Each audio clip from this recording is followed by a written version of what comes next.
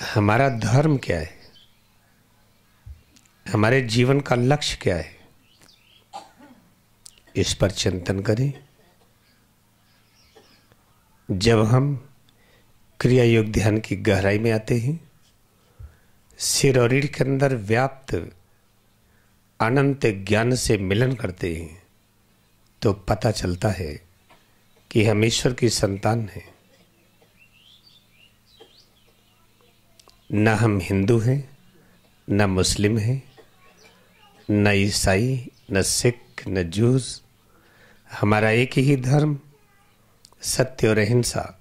हमारे जीवन का एक ही लक्ष्य कि हम ईसा मसीह बने और राम बने, कृष्ण बने, लहरी महाशय। ये लोग ज्ञान के जिस स्तर पर थे वहीं हम भी पहुंचे।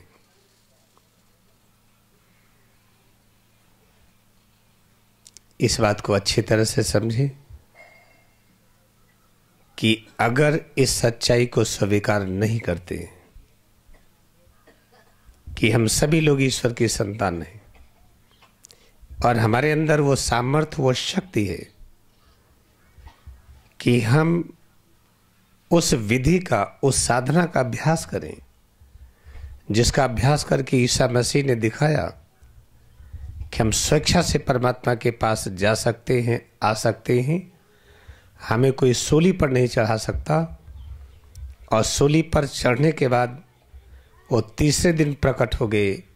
ठीक वैसे ही स्वामी युक्तेश्वर गिरी प्रकट हुए, वैसे ही लहरी महाशय प्रकट हुए, वैसे ही महातार बाबा जी प्रकट हुए। तो ये प्रकट होने की कहानी ईसा मसीह की कोई नई नहीं है। इन सब लोगों ने एक ही चीज माना है कि हमारा धर्म सत्य और अहिंसा है। हम सब ईश्वर की संतान हैं। तो ये जो बीच में एक आ गई बात कि हम हिंदू, हम मुस्लिम, हम सिख, हम ईसाई, हम यहूदी, हम जूस, पारसी, ये सब है क्या? ये अहंकारिक बंटवारा है, यही अज्ञानता है। और इसी अज्ञानता की वजह से हम बीमार हैं, हम परेशान हैं, हम चिंतित हैं और हम इनसिक्योरिटी का अनुभव करते हैं, असुरक्षा का। तीसरा, हम लोग इसको बहुत अच्छी तरह समझें।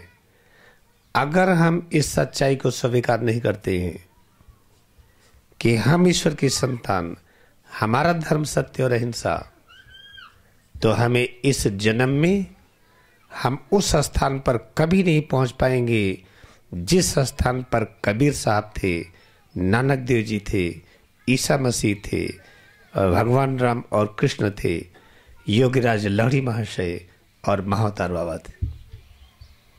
उस स्थान पर हम कभी नहीं पहुंच पाएंगे, चाहे हम अपनी संपूर्ण संपत्ति दान कर दें, चाहे हम हजारों मंदिर बना दें, हम हजारों तीर्थ स्थान बना दें, हम कितने भी चर्च बना दें, लेकिन हमें वो ज्ञान की प्राप्ति नहीं हो सकती है अगर हम इस लफड़े में पड़े रहे कि हम हिंदू हैं, हम मुस्लिम हैं, हम ईसाई हैं, हम क्रिश्चियन हैं, हम जूस हैं।